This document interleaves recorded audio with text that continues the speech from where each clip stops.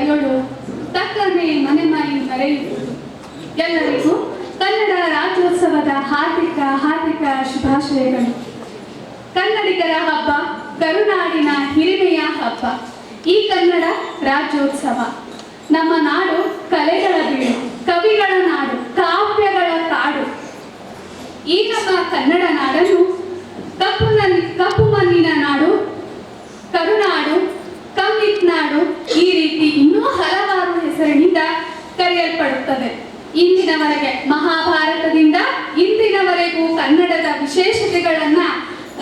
ತನ್ನ ವಿಶೇಷತೆಗಳನ್ನು ಹಲವಾರು ರೀತಿಯಲ್ಲಿ ಗುರುತಿಸಿಕೊಂಡಿದೆ. ಕರ್ನಾಟಕ ರಾಜ್ಯವನ್ನು ಅನೇಕ ರಾಜ ಮಹಾರಾಜರು ಆಳಿದ್ದಾರೆ.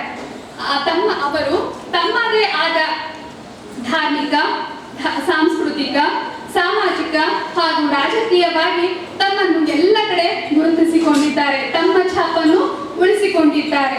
ಹಾಗೆಯೇ ಭಾರತ ಜನನೀಯ ತನುಜಾತೆಯಾದ ಕರ್ನಾಟಕ ಮಾತೆ ಇಂದು ಭಾರತ ಭೂಪಟದಲ್ಲಿ ತನ್ನದೇ ಆದ ವೈಶಿಷ್ಟ್ಯತೆಯಿಂದ ವಿಶೇಷ ಸ್ಥಾನವನ್ನ ಅಲಂಕರಿಸುತ್ತಿದ್ದಾಳೆ.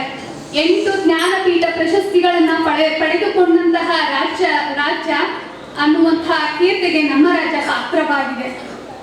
ಮೈಸೂರು ರಾಜ್ಯ ನಿರ್ಮಾಣವಾಯಿತು.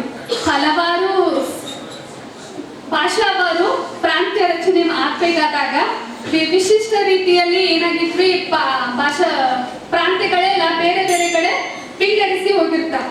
ಅದನ್ನ 1973ರಲ್ಲಿ ಏನ್ ಮಾಡ್ತಾರೋ, ಎಲ್ಲ ಕನ್ನಡ ಭಾಷೆಯನ್ನ ಮಾತನಾಡುವಂತಹ ಎಲ್ಲಾ ಜನರನ್ನ ಒಂದೆಡೆಗೆ ಸೇರಿಸಿ 73ರಲ್ಲಿ ಅದೇನಾಗ್ತೈತ್ರಿ, ಒಟ್ಟಾರೆ ಕರ್ನಾಟಕ ರಾಜ್ಯ ಅನ್ನುವಂತಹ ರಾಜ್ಯವನ್ನ ಮರುನಾಮಕ ಮಾಡ್ತಾರೆ.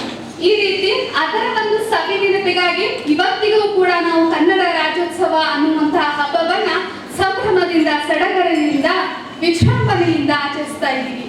ಕನ್ನಡದ ಪರವಾಗಿ ಕೆಲಸ ಮಾಡಿದಂತಹ ಹಲವಾರು ಮಹನೀಯರದ ಅವರೆಲ್ಲರನ್ನ ಇವತ್ತು ನೆನಪು ಮಾಡ್ಕೊಳ್ಬೇಕಾಗಿರೋದು ಮಹತ್ವವಾದ ವಿಷಯವಾಗಿದೆ.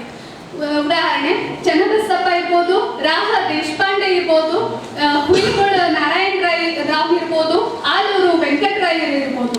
ಈ ರೀತಿ ಇನ್ನೂ ಹಲವಾರು ವ್ಯಕ್ತಿಗಳು ಏನ್ ಮಾಡಿದಾರೆ, ತಮ್ಮದೇ ಆದ ವಿಶೇಷತೆಯನ್ನ ಕನ್ನಡ ನಾಡಿಗಾಗಿ ಅರ್ಪಣೆ ಮಾಡಿದ್ದಾರೆ.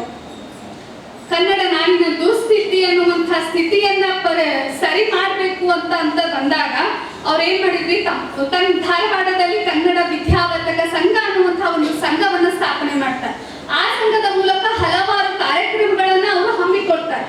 ಅದೇ ರೀತಿ ಉದಾಹರಣೆ ಅಂತ ಬಂದಾಗ ಕನ್ನಡದ ಕೃತಿಗಳನ್ನ ರಚನೆ ಮಾಡೋದಾಗಿರ್ಬೋದು, ಕನ್ನಡ ನಿಘಂಟುಗಳನ್ನ ಸ್ಥಾಪನೆ ಮಾಡೋದಾಗಿರ್ಬೋದು. ಈ ರೀತಿ ಇನ್ನೂ ಹಲವಾರು ಕಾರ್ಯಕ್ರಮಗಳನ್ನ ಆ ಒಂದು ವಿದ್ಯಾವರ್ಧಕ ಸಂಘದ ಮೂಲಕ ಆಲೂರು ವೆಂಕಟರಾಯರ ನೇತೃತ್ವದಲ್ಲಿ ಮಾಡ್ತಾ ಹೋಗ್ತಾರೆ. ಹುಯಿಗೋಳ ನಾರಾಯಣರವರು ಒಂದು ಪದ್ಯವನ್ನ ಬರೀತಾರೆ, ಉದಯವಾಗಲಿ ನಮ್ಮ ಚೆಲುವ ಕನ್ನಡ ನಾಡು ಅಂತೇಳಿ. ಆ ಒಂದು ಪದ್ಯವನ್ನ ಕೇಳಿದಂತಹ ಕನ್ನಡ ನಾಡಿನ ಜನತೆಗೆ ಹೆಮ್ಮೆ ಅನ್ನುವಂಥದ್ದು ಬರ್ತೈತ್ರಿ. ಅದರಿಂದ ಎಚ್ಚೆತ್ತುಕೊಂಡ ಕನ್ನಡ ನಾಡಿನ ಜನತೆ ಏನ್ ಮಾಡ್ತಾರೋ, ಹುರಿದುಂಬಿಸರಾಗಿ ತಮ್ಮದೇ ಆದಂತಹ ಹುರಿದುಂಬಿಸ್ತಾರೆ. ಹೆತ್ತ ತಾಯಿ ಹೊತ್ತ ನಾಡು ಸ್ವರ್ಗಕ್ಕಿಂತ ಮಿಗಿಲು ಎಂಬಂತೆ ಕನ್ನಡ ನಾಡಿನ ಮಕ್ಕಳಾದ ನಾವು ಕನ್ನಡ ಭಾಷೆಯನ್ನು ಪ್ರೀತಿಸಿ ಅಭಿವೃದ್ಧಿಗೊಳಿಸಿ ಅನ್ಯ ಭಾಷೆಯನ್ನು ಗೌರವಿಸೋಣ. ಕನ್ನಡ ನಾಡು ನುಡಿಯ ಸಮಗ್ರ ಅಭಿವೃದ್ಧಿಗೆ ಶ್ರಮಿಸುತ್ತಿರುವ ಸರ್ವರಿಗೂ ತುಂಬು ಹೃದಯದ ಕೃತಜ್ಞತೆಗಳನ್ನು ಸಲ್ಲಿಸ್ತೀನಿ. ಕೊನೆಯದಾಗಿ ನನ್ನದೊಂದು ಮಾತು, ಕನ್ನಡ ಒಂದು ಭಾಷೆಯಲ್ಲ, ನಮ್ಮ ಜೀವಂತಿಕೆಯ ಉಸಿರು.